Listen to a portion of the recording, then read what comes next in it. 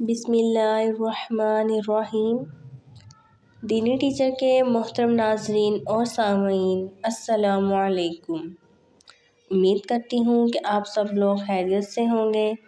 اللہ تعالیٰ سے دعا ہے کہ اللہ تعالیٰ آپ کو اپنی حفظ و امان میں رکھے اور آپ کی ہر دعا کو قبول فرمائے، آمین۔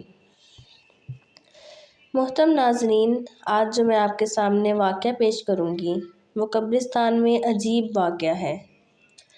براہ بن عازب کہتے ہیں کہ ہم ایک انصاری کے جنازے میں نبی کریم صلی اللہ علیہ وآلہ وسلم کے ساتھ چل رہے تھے اور قبر تک پہنچے تو آپ صلی اللہ علیہ وآلہ وسلم وہاں بیٹھ گئے۔ ہم بھی آپ کے اطراف بیٹھے تھے اور ایسے خاموش گویا پرندے ہمارے سروں پر بیٹھ گئے ہیں۔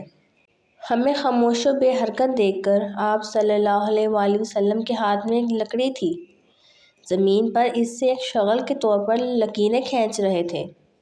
پھر آپ صلی اللہ علیہ وآلہ وسلم نے اپنا سر اٹھایا اور فرمانے لگے، عذاب قبر سے خدا کی پناہ مانگو۔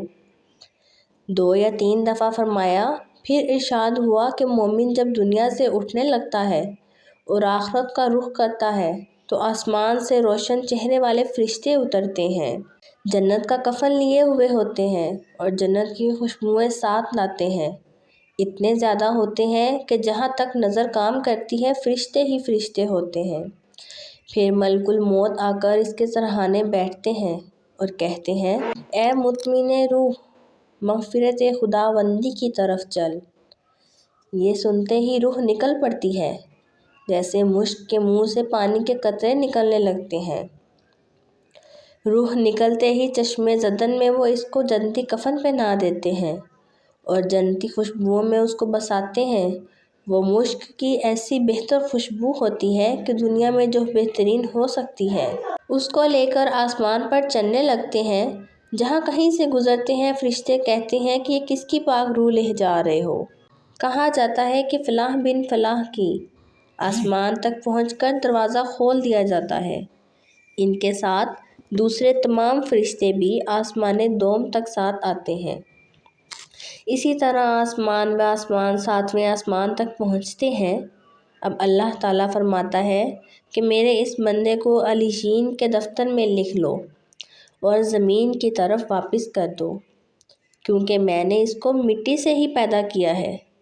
اسی کے اندر اس کو واپس کرتا ہوں اور پھر دوبارہ اسی کے اندر سے اس کو اٹھاؤں گا۔ اب اس کی روح واپس کی جاتی ہے۔ یہاں 2 فرشتے آتے ہیں، اس کے پاس بیٹھتے ہیں اور پوچھتے ہیں کہ تمہارا رب کون ہے؟ وہ کہتا ہے کہ اللہ تعالیٰ میرا رب ہے۔ پھر پوچھتے ہیں تمہارا دین کون سا ہے؟ وہ کہتا ہے اسلام میرا دین ہے۔ پھر پوچھتے ہیں وہ کون شخص ہے جو تمہاری طرف بھیجے گئے تھے؟ وہ کہتا ہے کہ وہ خدا کے رسول تھے۔ پھر پوچھتے ہیں کہ تمہارا ذریعہ علم کیا تھا؟ وہ کہتا ہے کہ میں نے اللہ کی کتاب پڑھی تھی، اس پر ایمان لایا تھا۔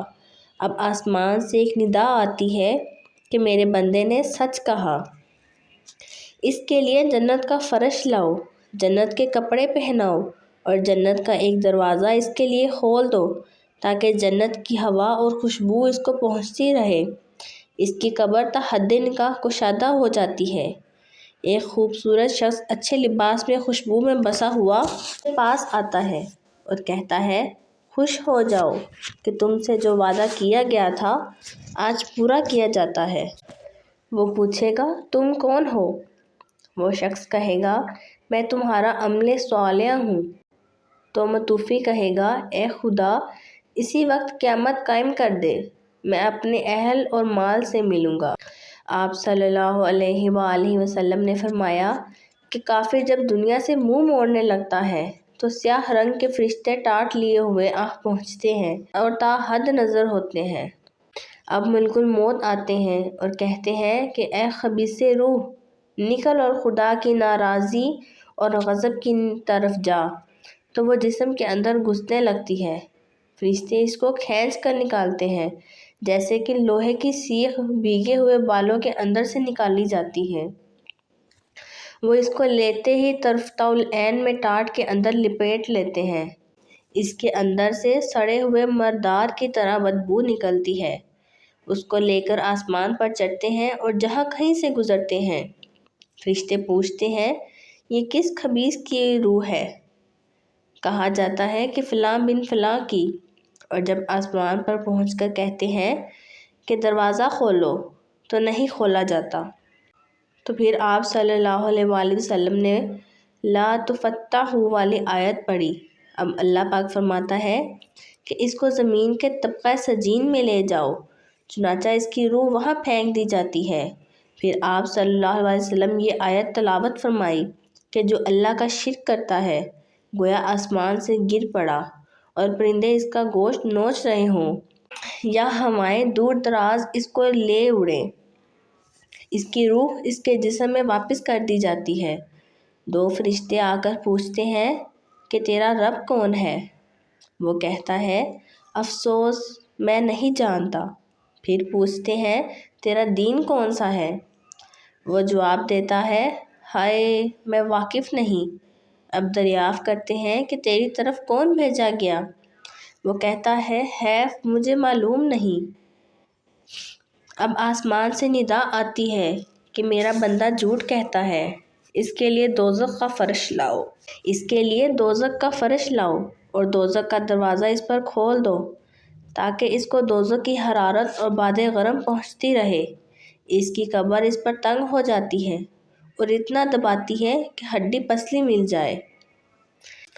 ایک قبیح چہرے والا میلے کچیلے کپڑے پہنے بدبودار اس کے پاس آتا ہے اور کہتا ہے تجھے اپنی بدبختیوں کی بشارت ہے، یہ وہی دن ہے جس کا تجھ سے وعدہ تھا۔